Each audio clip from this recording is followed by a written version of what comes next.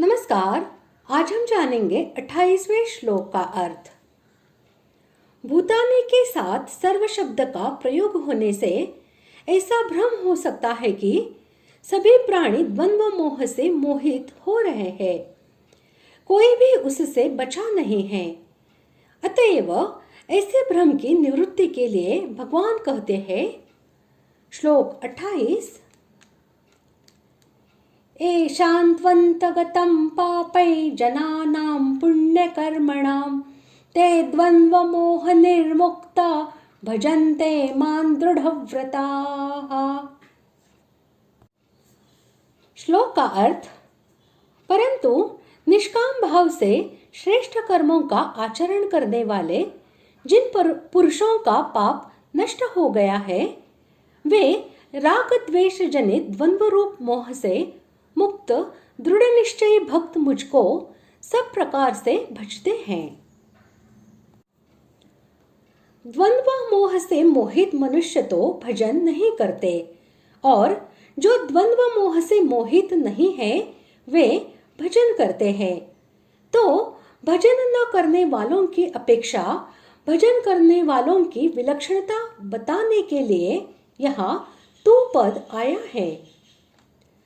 जिन मनुष्यों ने अपने को तो भगवत प्राप्ति ही करनी है, इस उद्देश्य को पहचान लिया है, अर्थात जिनको उद्देश्य की यह स्मृति आ गई है कि यह मनुष्य शरीर भोग भोगने के लिए नहीं है, प्रत्युत भगवान की कृपा से केवल उनकी प्राप्ति के लिए ही मिला है, ऐसा जिनका दृढ़ निश्चय हो गया है, वे मनुष्य ही पुण्यकर्मा है।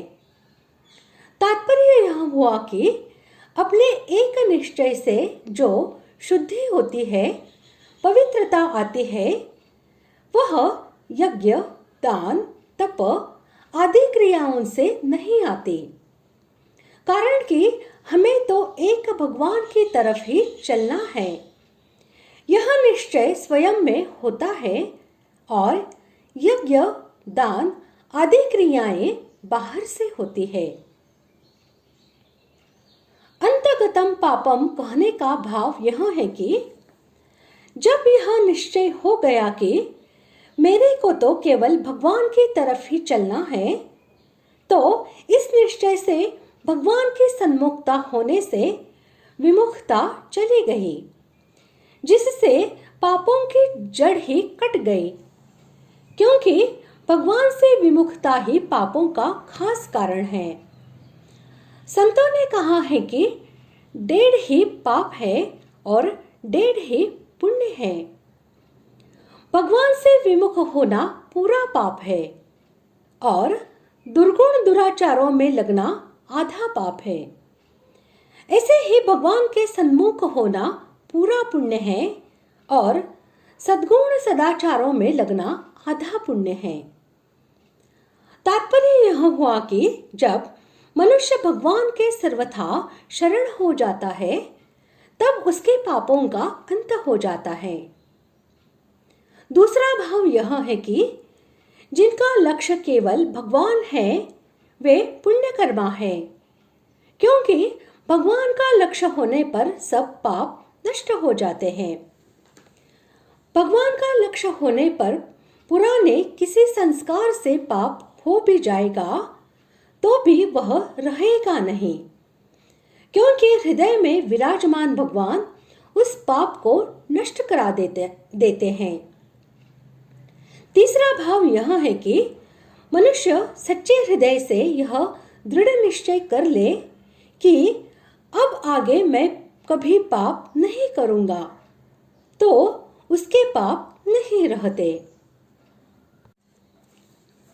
राग द्वेष से उत्पन्न होने वाले सुख दुख और हर्ष शोक आदि द्वंद्वों के समुदाय रूप मोह से सर्वथा रहित हो जाना, अर्थात सांसारिक सुख दुखादि से संयोग वियोग होने पर कभी किसी अवस्था में चित्त के भीतर किसी प्रकार का भी विकार न होना, द्वंद्व मोह से मुक्त होना है।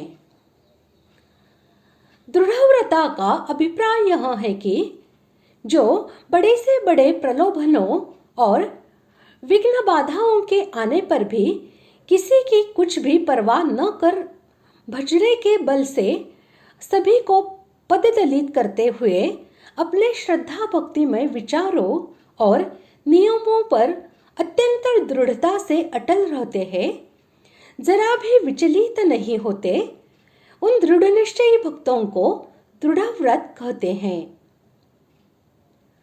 भगवान को सब प्रकार से भजना यानी कि भगवान को ही सर्वव्यापी, सर्वाधार, सर्वशक्तिमान, सबके आत्मा और परम पुरुषोत्तम समझकर अपने बाहरी और भीतरी समस्त कारणों को श्रद्धा भक्ति पूर्वक उन्हीं की सेवा में लगा देना, अर्थात बुद्धि से उनके तत्व का निश्चय, मन से उनके गुण, प्रभाव, स्वरूप और लीला रहस्य का चिंतन, वाणी से उनके नाम और गुणों का कीर्तन, सिर से उनको नमस्कार, हाथों से उनकी पूजा और दीन दुखी आदि के रूप में उनकी सेवा, नेत्रों से उनके विग्रह के दर्शन, चरणों से उनके मंदिर और तीर्थादि में जाना तथा अपनी समस्त वस्तुओं को निशेष रूप से केवल उनके ही अर्पण करके सब प्रकार केवल उन्हीं का हो रहना, यही सब प्रकार से उनको भजना है। इस प्रकार आज हमने 28वें श्लोक का अर्थ जान लिया है। अगले भाग में जानते हैं 29वें श्लोक का अर्थ। धन्यवाद।